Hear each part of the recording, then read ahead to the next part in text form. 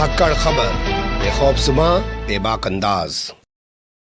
धाकड़ खबर के news room से मैं आपके साथ हूं अकरम रईस खान। आज तक आपने खूब देखा, पढ़ा और सुना होगा कि गौमूत्र पीने से ये बीमारी ठीक हो गई, वो बीमारी ठीक हो गई, गौमूत्र छिड़कने से ये बला दूर हो गई, वो बला दूर हो गई, गौमूत्र का सेवन करने से, दवाइयों में उनका सेवन करने से फला चीज ठीक हो गई, फला चीज ठीक हो गई। लेकिन आज एक ऐसा खुलासा, वो भी संसद में भारतीय जनता पार्टी के एक यशस्वी सांसद द्वारा दिए गए भाषण के आधार पे आपके सामने रखने जा रहा हूं, जिसे देखकर आपको अंदाजा हो जाएगा कि यज्ञ कराने से, 14 घंटे का यज्ञ कराने से जो आंखों की बीमारी थी वो ठीक हो गई, जिसका इलाज अमेरिका तक के डॉक्टर नहीं कर पा रहे थे। ये हमारा नहीं कहना, ये भारतीय जनता पार्टी के सांसद का कहना है। कैसे सांसद ने बात कही है उन्हीं की जुबानी सुनिएगा, लेकिन इसी के साथ कुछ और चीजों पर गौर कीजिएगा। सांसद ने बताया कि आखिर भारत का एक धर्म होना चाहिए। वैसे आप लोग जानते हैं भारत धर्मनिरपेक्ष राष्ट्र है, इसका कोई अपना धर्म नहीं है, लेकिन उन्होंने बताया कि भारत का धर्म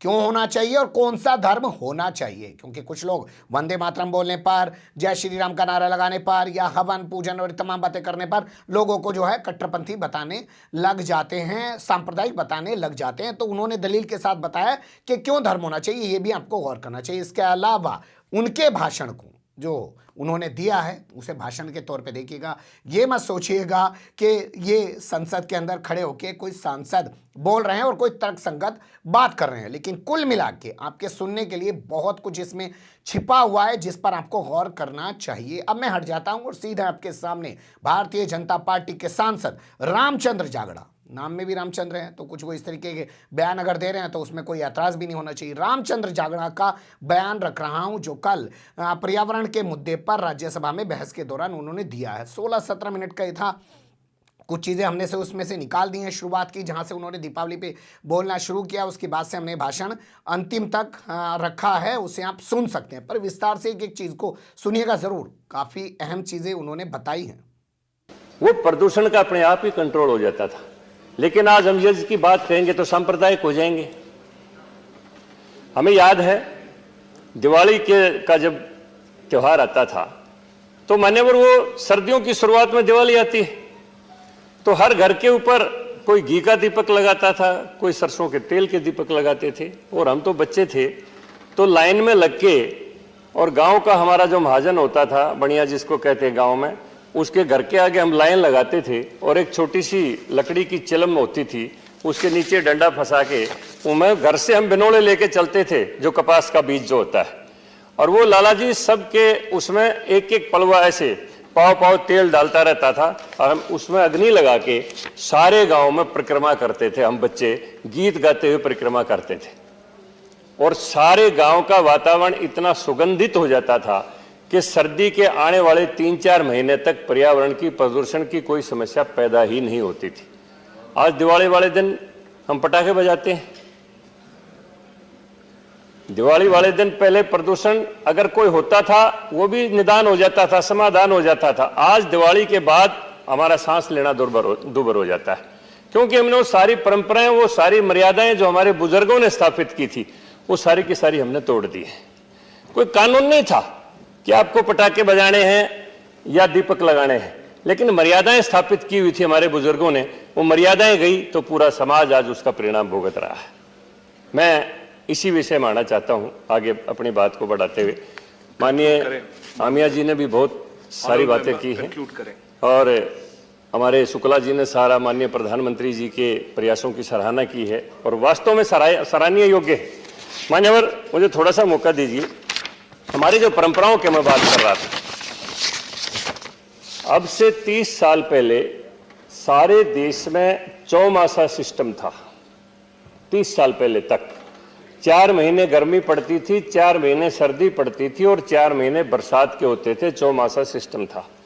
अब साल में 10 महीने गर्मी पड़ती है और कोई मौसम का अनुमान ही नहीं, किस समय बारिश आ जाए और किस समय सर्दी पड़ जाए, किस समय गर्मी आ जाए, कोई मौसम का अनुमान ही नहीं, क्योंकि हमने सारी मर्यादाएं स्थापित की हुई थी।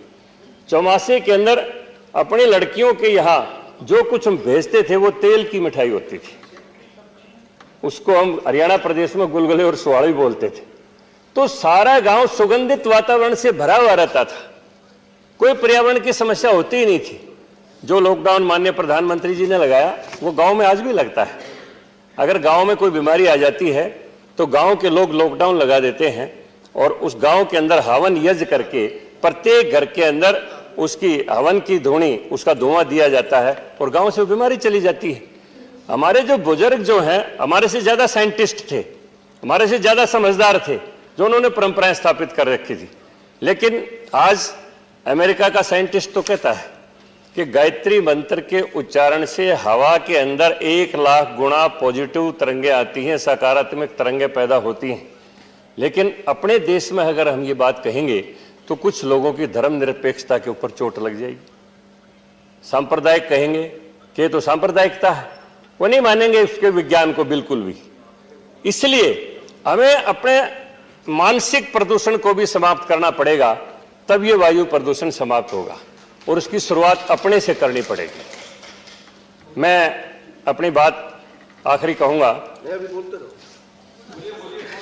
ठीक है? तो मैं मान्यवर, मेरे नेता ने आज्ञा दी है, अभी चर्चा हो रही थी काफी, क्योंकि राजनीतिक चर्चा भी बीच में हो जाती है और हर चीज का राजनीतिक करने की कोशिश की जाती है। मैं गांव में पैदा हुआ हूं, मैं मर्यादाओं की बात कर रहा था। गांव के अंदर आखिरी घड़ा तालाब का सुरक्षित क्यों रहता था?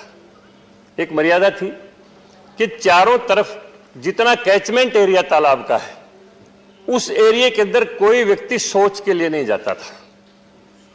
ये मर्यादाएं थी। आज कोई परवाह नहीं करता। जिस गांव से पानी डिग्गी का हम पीते हैं, वाटर सप्लाई का पानी आता है, शहर में जिस डिग्गी में से पानी आता है उसके किनारे हम गंदगी फैला देते हैं। कोई परवाह ही नहीं करते, अपने घर से कोई शुरुआत ही नहीं करते। बहन जी बहुत अच्छा कह रही थी ध्वनि प्रदूषण के बारे में। शादियों में कई बार जाने का मौका मिलता है तो डीजे वहां पर बजता है, मैं तो उठ के चला आता हूं। जब वो डीजे की आवाज डम डम बोलती है तो हृदय की धड़कन बढ़ जाती है। और आज केवल शहर नहीं, गांव भी कोई अछूता नहीं। और ये हम अच्छी तरह से, आज भी हम गांव के अंदर रहते हैं, हम देखते हैं जिस गली से वो डीजे बजता हुआ निकल जाता है बारात के साथ, उस दिन उस गली की भैंसें दूध नहीं देती हैं, गवें भी दूध नहीं देती, उखड़ जाती हैं वो। पहले जब हम बारात में जाते थे तो या तो बीन बजती हुई चलती थी या वो बैग पाइपर होता था, वो बजता हुआ चलता था। तो भैंस जो 10 किलो दूध देती थी वो 12 लीटर देती थी शाम को। पहले वो था, वो ऐसी ध्वनि बीन से निकलती थी, बैग पाइपर से निकलती थी, जिसके अंदर एक आनंद होता था। लेकिन आज जब डीजे की आवाज होती है और उसके साथ जो बेहुदापन और फूडपन होता है, उससे पशु तक भी अपना पशु दूध देने से उखड़ जाते हैं, तो फिर वायु का क्या होगा आप अंदाजा लगा सकते हैं। तो मान्यवर, मैं इसी बात को अपने आगे बढ़ाते हुए कहता हूं कि हमें इसमें सार्थक पहल करनी होगी और इस किस्म का माननीय प्रधानमंत्री जी ने कदम उठाया है। और हमें हरियाणा प्रदेश में भी जल संरक्षण के लिए मेरा पानी मेरी विरासत नाम से एक योजना चालू की गई है। तालाबों की स्वच्छता के लिए योजना चालू की गई है। अगर किसी को पर्यावरण का कंट्रोल करना है तो मैं कहता हूं महाभारत का विदुर नीति उठाओ। विदुर नीति में धर्म की परिभाषा दी गई है और महात्मा विदुर ने लिखा है कि किसी पूजा पद्धति का नाम धर्म नहीं है। हम उत्तर में मुंह करके राम का नाम लेते हैं या दक्षिण में मुंह करके लेते हैं या पूर्व में करके लेते हैं या पश्चिम में करते हैं, ये कोई धर्म नहीं है। ये अपनी अपनी एक पूजा पद्धति, अपना रहने का एक तरीका है। धर्म की परिभाषा महात्मा विदुर ने लिखा है कि तालाबों के जल को स्वच्छ रखना भी एक धर्म है, वृक्षों की हरियाली की सुरक्षा करना भी वो भी एक धर्म है, माँ बाप की बुढ़ापे के अंदर सेवा करना वो भी एक धर्म है, किसी अबला की इज्जत की सुरक्षा करना वो भी एक धर्म है। धर्म की परिभाषा बहुत लंबी चौड़ी है, लेकिन यहां तो एक अगर वंदे मातरम भी कह देंगे, गायत्री मंत्र का उच्चारण भी कर देंगे तो भी सांप्रदायिक हो जाएंगे और धर्म निरपेक्षता के ऊपर चोट लग जाएगी। जब पूरे राष्ट्र का ही कोई धर्म नहीं होगा तो फिर आप क्या अंदाजा लगा सकते हैं। धर्म की परिभाषा ये पूजा पद्धति नहीं। तो मान्यवर, मैं ये कहना चाहता हूं जो मैंने जिक्र किया था कि इसके लिए मैं एक अपना उदाहरण दूंगा आपको।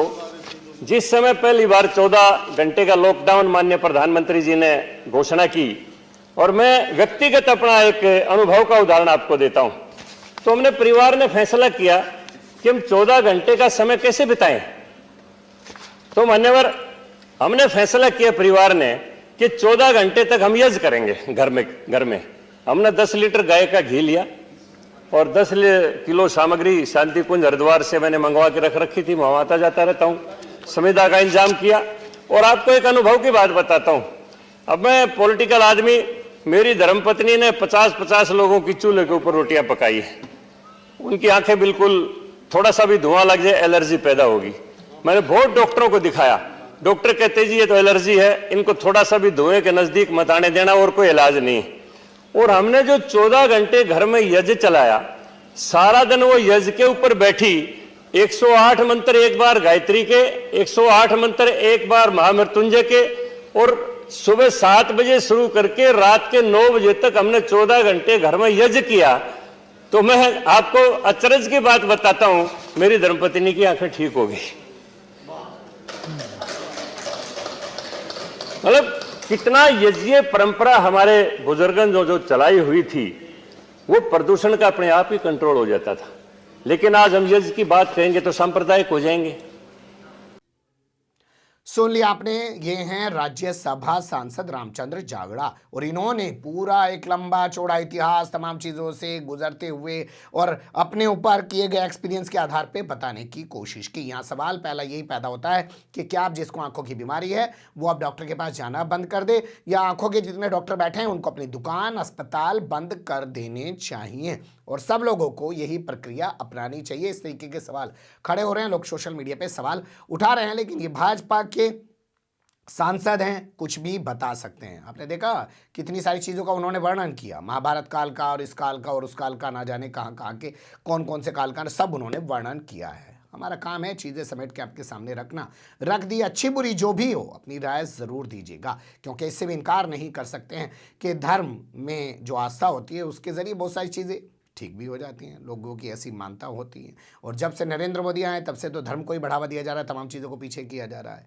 आज देख लीजिएगा 13 तारीख को बनारस, वाराणसी यानी कि काशी के अंदर क्या होगा, और उसके ज़रिए पूरे देश और दुनिया में क्या माहौल बनाने की कोशिश की जाएगी। बने रहिएगा धाकड़ खबर के साथ। फिलहाल कमेंट्स के रूप में आप लोग अपनी राय दे सकते हैं, खबर को लाइक कर सकते हैं, चैनल को सब्सक्राइब कर सकते हैं, और ज़्यादा से ज़्यादा हमारी खबरों को शेयर कर सकते हैं। फिर ऐसे ही किसी सुलगते हुए या उलझते मुद्दे लेकर मैं आपके सामने हूँगा हाजिर। फिलहाल अभी मुझे दें इजाज़त।